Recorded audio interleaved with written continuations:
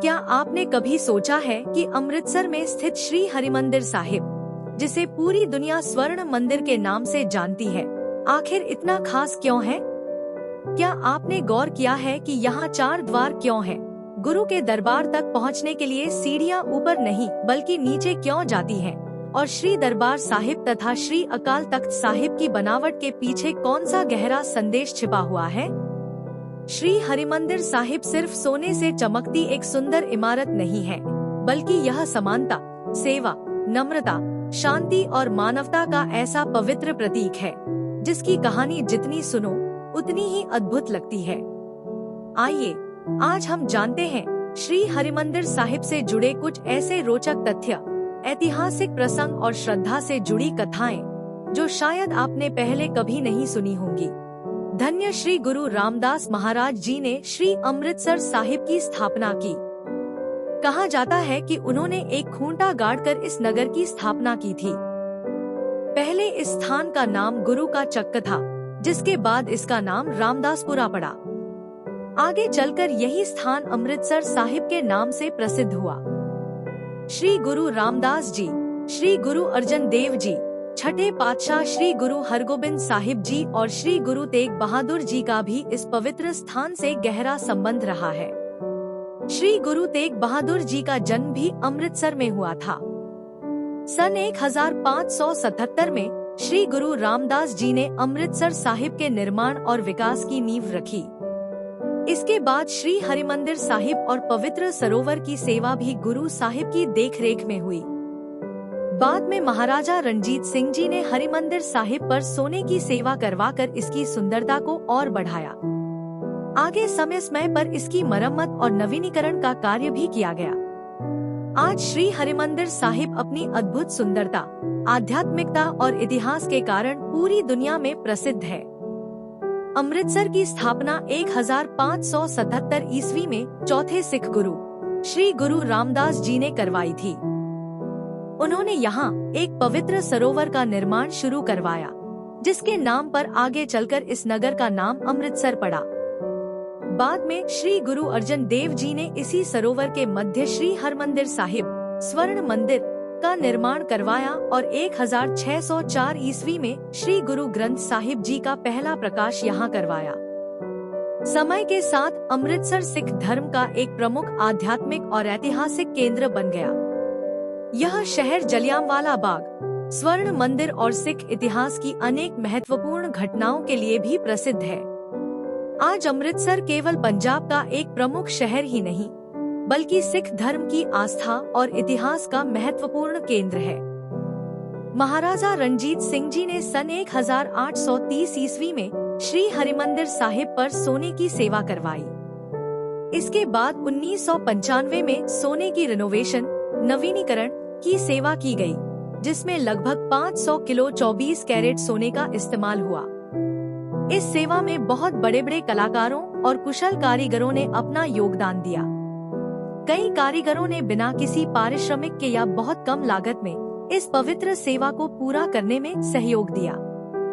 आज इस सोने की अनुमानित कीमत लगभग 715 करोड़ रुपए बताई जाती है। हरिमंदिर साहिब परिसर में 2 प्रमुख पवित्र स्थल हैं। एक है श्री दरबार साहिब और दूसरा है श्री अकाल तख्त साहिब। दोनों एक दूसरे के सामने स्थित हैं। श्री दरबार साहिब निम्रता और आध्यात्मिकता का प्रतीक माना जाता है, वहीं श्री अकाल तख्त साहिब चढ़ती कला, न्याय और पंथिक शक्ति का प्रतीक है। दरबार साहिब में गुरबाणी कीर्तन अत्यंत श्रद्धा और विनम्रता के साथ किया जाता है।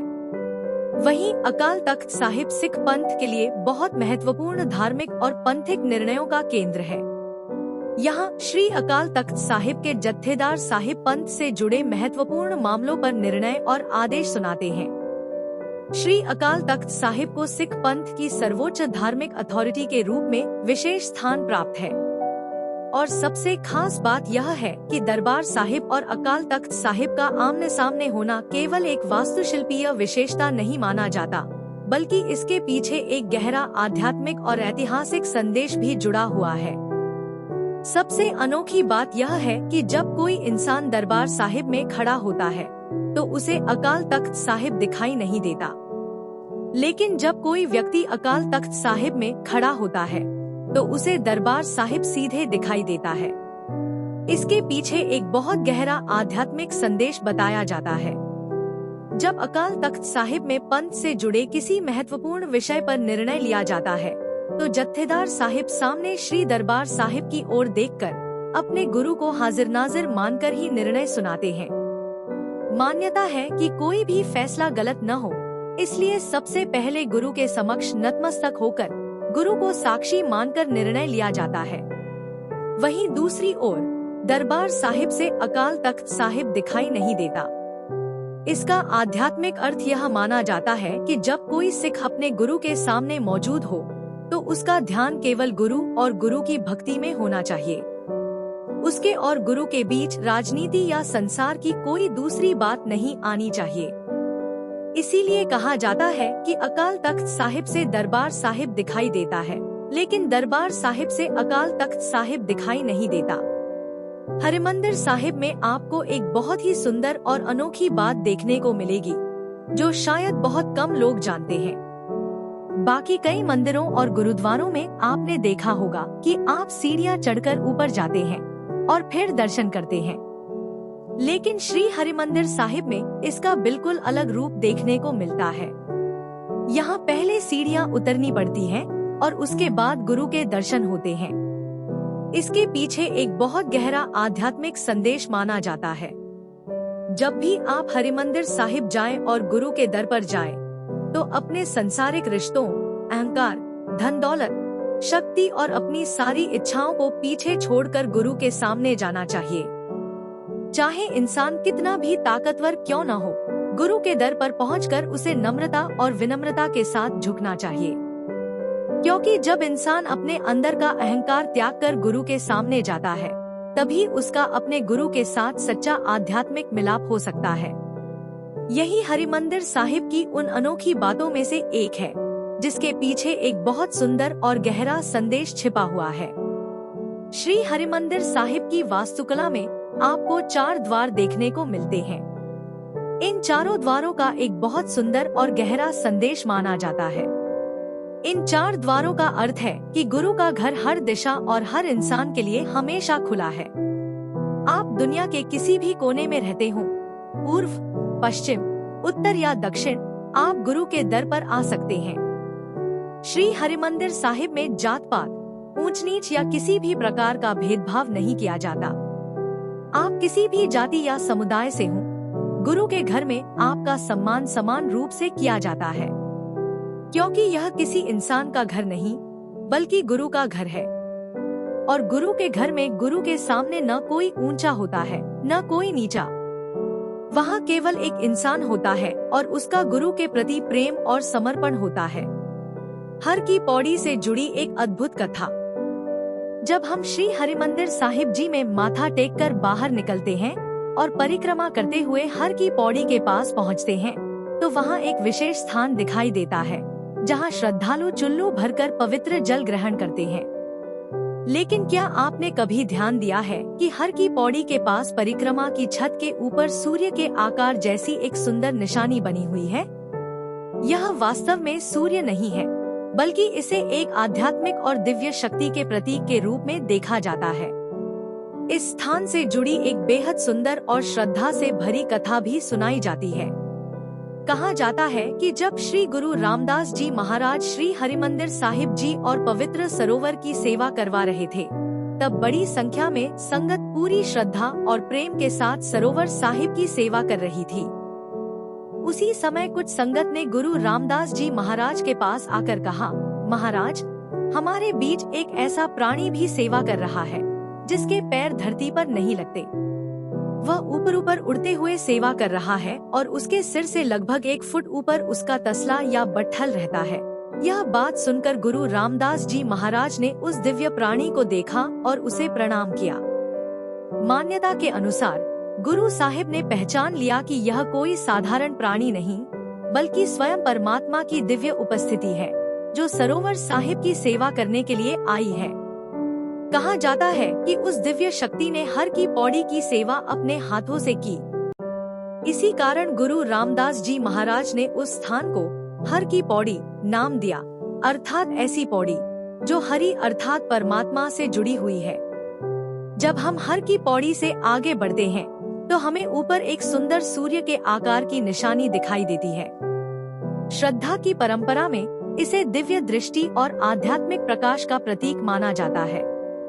यह हमें याद दिलाती है कि श्री हरिमंदिर साहिब की प्रत्येक जगह के पीछे कोई न कोई आध्यात्मिक भावना, सेवा और इतिहास जुड़ा हुआ है। इसलिए जब भी आप हरिमंदिर साहिब की परिक्रमा करें और हर की पौड़ी के पास से गुजरें, तो केवल उस स्थान को देखकर आगे न बढ़े। एक पल रुककर उस पवित्र स्थान को श्रद्धा से देखें और उस सेवा, संगत और गुरु के प्रति समर्पण को याद करें, जिसने इस पवित्र धरती को इतना महान बनाया है। दुख भंजनी बेरी से जुड़ी बीबी रजनी जी की अद्भुत कथा। श्री गुरु रामदास जी महाराज के समय की एक बहुत ही प्रसिद्ध और श्रद्धा से जुड़ी कथा बीबी रजनी जी और दुख भंजनी बेरी से संबंधित है।